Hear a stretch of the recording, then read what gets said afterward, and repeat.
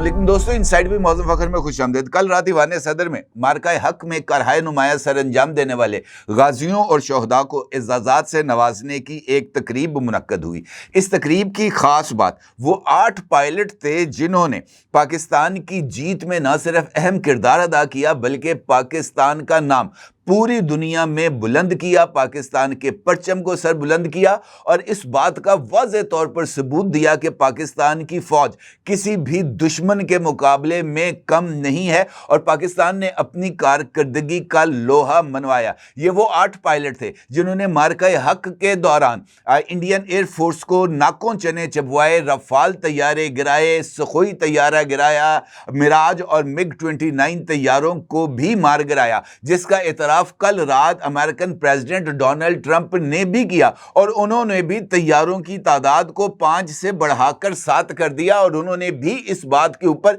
मोहर तस्दीक सब्त कर दी कि पाकिस्तान ने वाकयातन इंडिया को धूल चटाई थी। और ये एजाज़ यकीनी तौर पर इन तमाम पायलट्स, इन तमाम गाजियों और इन तमाम शहदा की कुर्बानियों का एतराफ़ है जो कि रियासत पाकिस्तान की तरफ से किया गया। इंपॉर्टेंट बात यह है कि पाकिस्तान के ये शाहीन जिन्होंने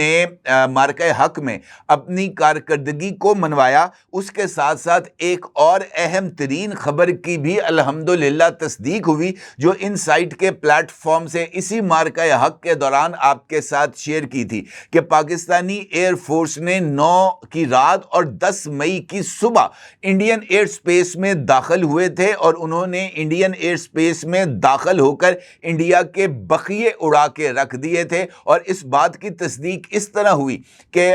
Indian missile defence system S-400 की ये जो बैटरीज और रडार्स थे, इनको उड़ाने वाले पाकिस्तानी एयर फोर्स के पायलट को खुसूसी तौर पर सितारा जुर्रत अता किया गया। और वज़ीर आज़म पाकिस्तान जनाब शहबाज शरीफ साहब ने जब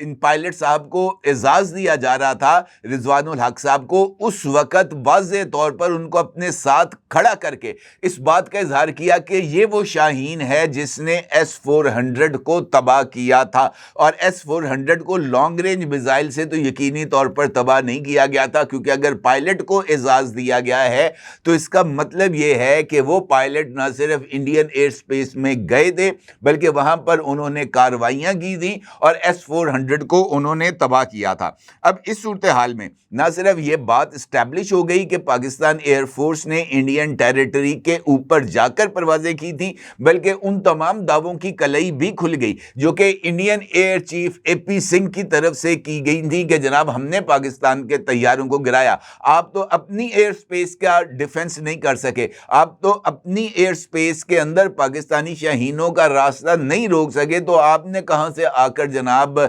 पाकिस्तानी तैयारों को मार गिराना था। ये सारा एक झूठ है और झूठ के सिवा कुछ नहीं। इंपॉर्टेंट बात यह है, मेरे नज़दीक एजाज़ात हमने बांट दी है, लेकिन अब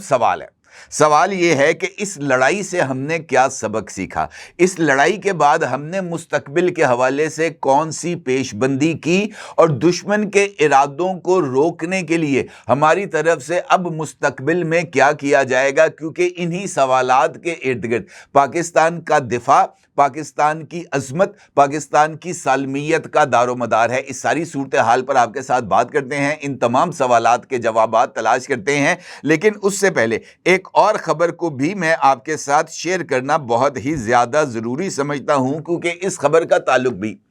जो है वो इंडियन एयर फोर्स की कारकर्दगी से है। जिस तरीके से पाकिस्तान ने अपने पायलट्स को एजाज़ात के लिए तकरीब मुनक्कद की, अपने फ़ौजियों के एजाज़ के लिए, अपने गाजियों और शहदा की एजाज़ के लिए तकरीब मुनक्कद की, इसी तरीके से इंडिया ने भी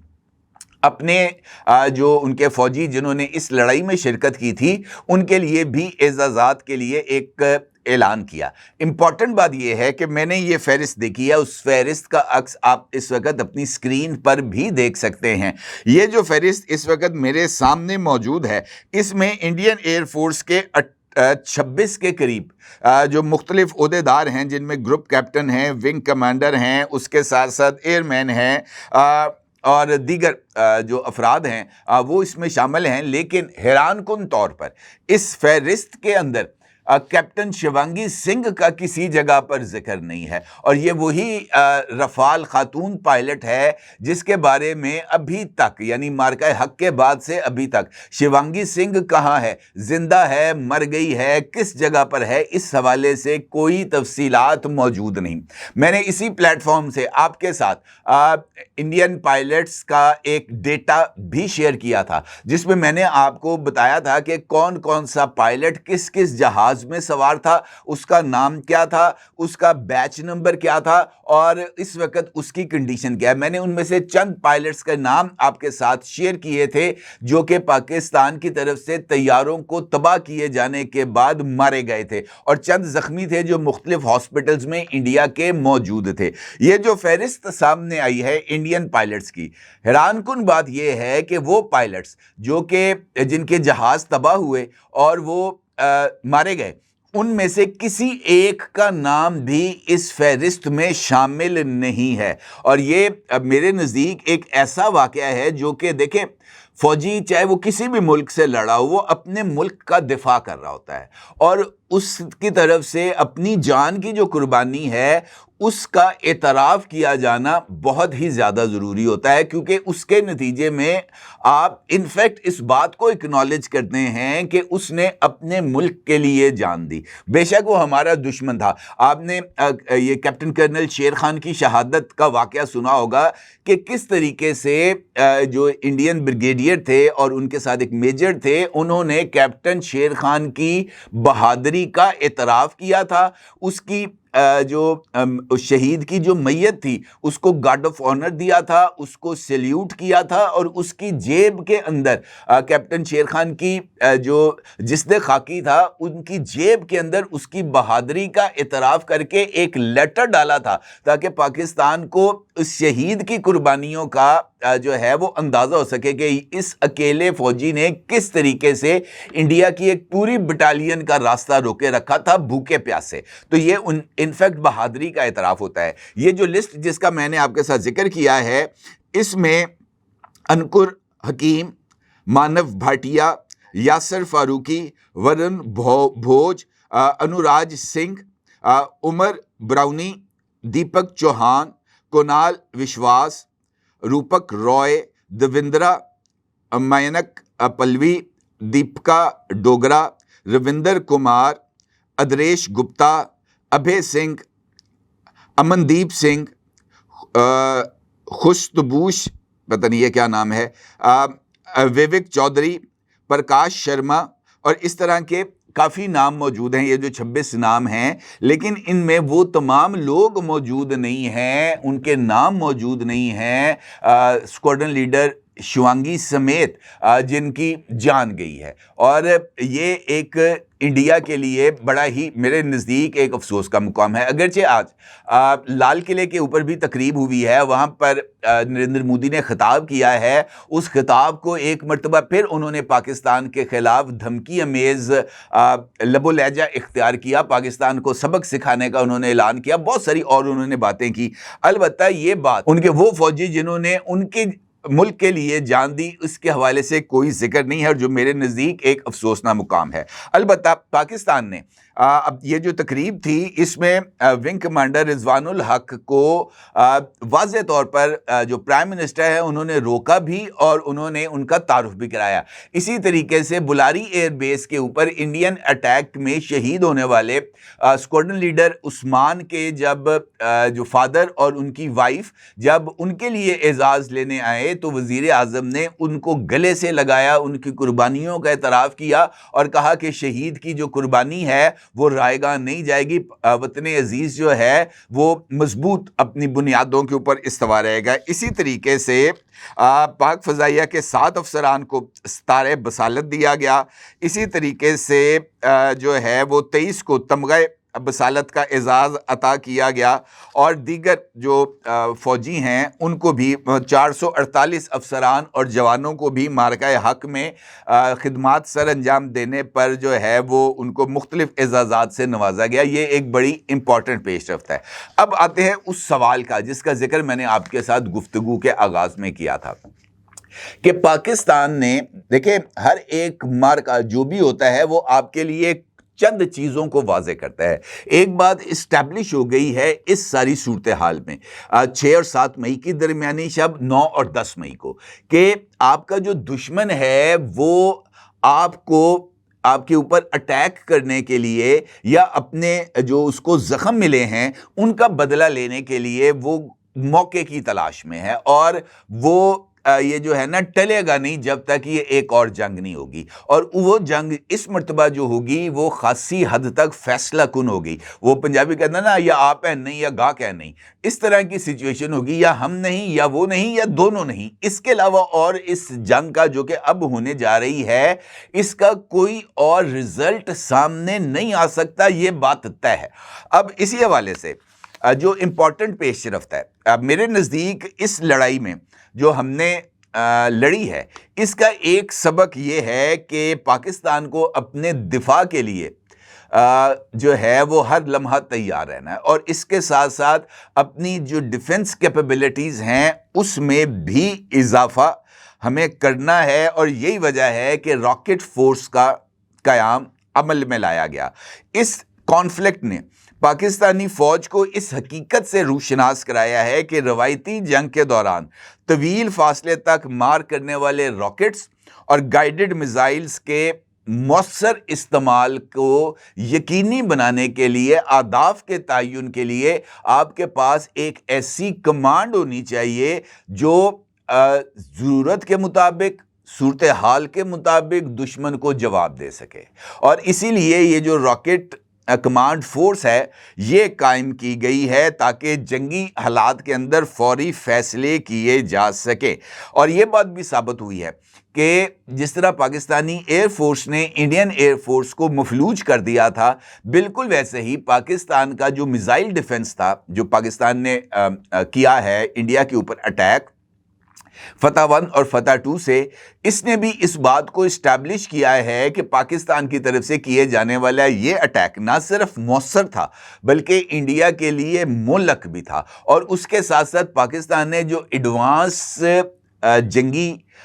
حکمت عملی اپنائی تھی جس میں الیکٹرانک وارفیئر کے ساتھ ساتھ سائبر وار بھی شامل تھی، اس نے انفیکٹ اس گیم کو پاکستان کے حق میں پلٹا تھا، کیونکہ اس سائبر وار کے نتیجے میں انڈیا کا جو کمانڈ سسٹم تھا وہ مکمل طور پر چوک ہو کے رہ گیا تھا اس وقت تک جب تک پاکستان کا اٹیک جاری رہا تھا، اور پاکستان کا وہ اٹیک اتنا اگریسو اٹیک تھا، پاکستان نے اتنے فتح 1 اور فتح 2 میزائل مارے تھے کہ ان کے پاس اس بات کا کوئی جواب نہیں تھا کہ وہ اس کا رسپانس کیسے کرے، ماں سوائے اس کے کہ وہ مختلف ڈورز کو ناک کرنے پر مجبور ہو گئے کہ ہماری سیز فائر کراؤ، اور پھر اس سیز فائر کے لیے امریکہ سے بھی رابطہ کیا گیا، سعودی عربیہ سے بھی رابطہ کیا گیا، UAE سے بھی رابطہ کیا گیا کہ جناب آپ یہ رول پلے کریں، اور پھر وہ سیز فائر ہوا۔ البتہ یہ بات اہمیت کی حامل ہے کہ پاکستان کے پاس عسکری نوعیت کے 2 شعبے ہیں، ایک ہے ہمارے پاس روایتی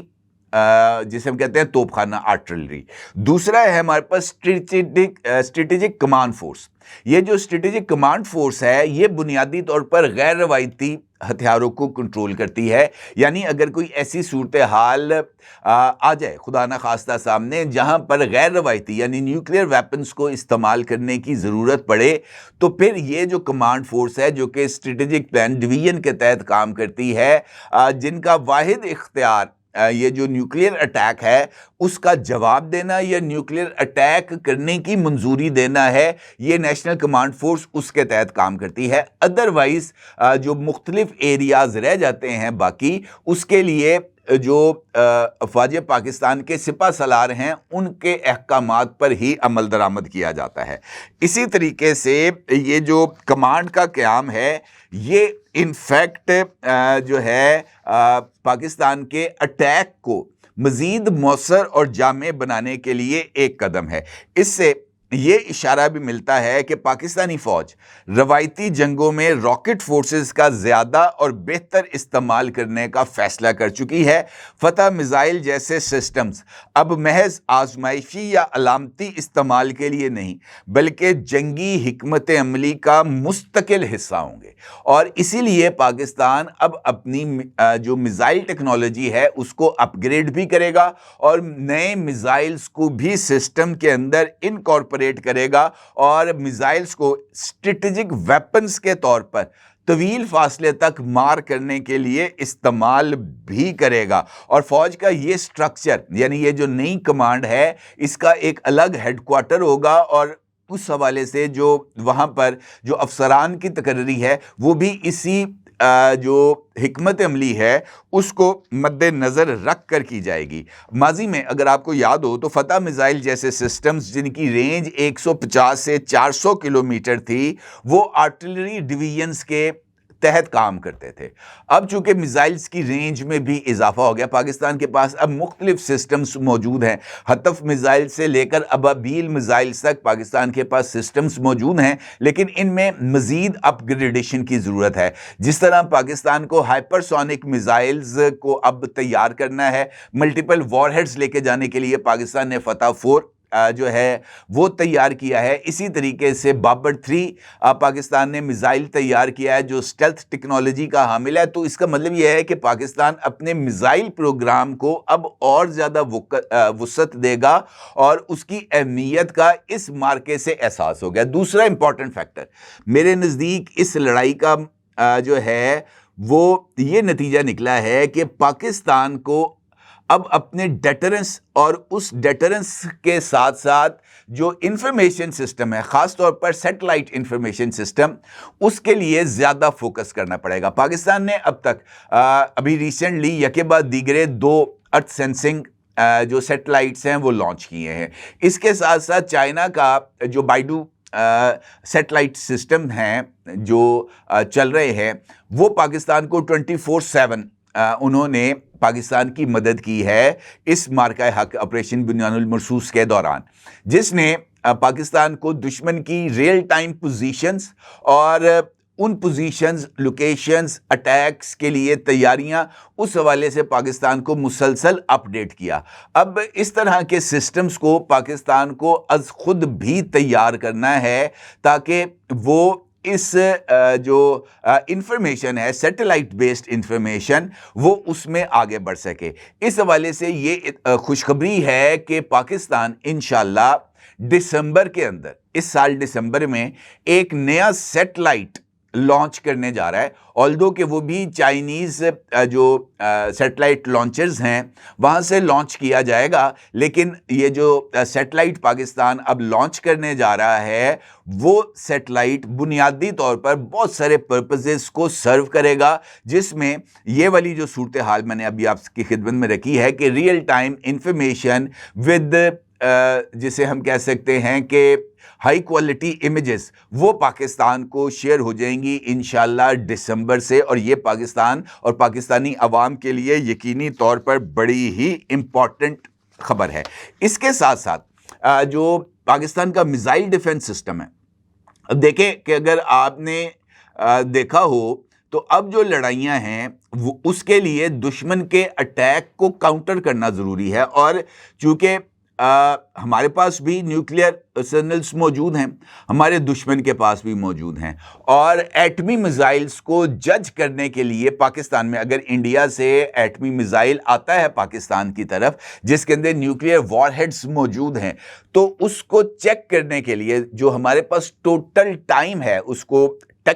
کو ڈیڈکٹ کر کے اس کے بارے میں پلاننگ کا، وہ محض 45 سیکنڈز ہیں۔ انڈیا سے اگر میزائل فائر ہوگا پاکستان کی طرف آئے گا تو ہمیں 45 سیکنڈز کے اندر، یعنی 1 منٹ سے بھی کم ٹائم کے اندر ہمیں اس بات کو اسیس کرنا ہے کہ یہ میزائل جو آ رہا ہے اس کے اندر کنونشنل وار ہیڈز ہیں یا اس کے اندر نیوکلیئر وار ہیڈز ہیں۔ تو اس کو روکنے کے لیے دیکھیں، اگر میزائل ایئر میں پھٹے گا ایٹمی میزائل تو اس کے نتیجے میں تابکاری ہوگی، لیکن وہ تابکاری ہیروشیما اور ناگاساکی جیسی خطرناک نہیں ہوگی، اور اس تابکاری کے اثرات بہت جلد ختم ہو جاتے ہیں آیوڈین وغیرہ اس طرح کی چیزوں کو استعمال کر کے۔ لہٰذا اس کے لیے ضروری ہے کہ ہمارے پاس ہائی ٹیک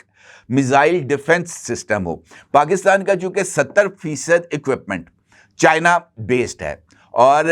مختلف پابندیوں کی وجہ سے پاکستان فرانس سے یا یورپ سے یا امریکہ سے اسلحہ نہیں خرید سکا، تو پاکستان نے چائنا سے ہی اپنے لیے جو اپنی مطلب کہ اپنی ضرورت کے مطابق جو ہتھیار ہیں وہ خریدے۔ اس وقت پاکستان کے پاس HQ-9 میزائل ڈیفنس سسٹم موجود ہے۔ البتہ پاکستان کو اس میزائل ڈیفنس سسٹم میں ترقی دینی ہے، اور Pakistan HQ-19 missile defence system China سے لے رہا ہے، جو کہ جدید ترین میزائل ڈیفنس سسٹم جو اس وقت دنیا میں موجود ہے، امریکہ کے پاس ہے، اسرائیل کے پاس ہے، وہ ہے تھیڈ میزائل ڈیفنس سسٹم۔ یہ جو HQ-19 ہے یہ تھیڈ میزائل ڈیفنس سسٹم کے برابر بلکہ کئی موقعوں پر اس سے اوپر کا نظام ہے۔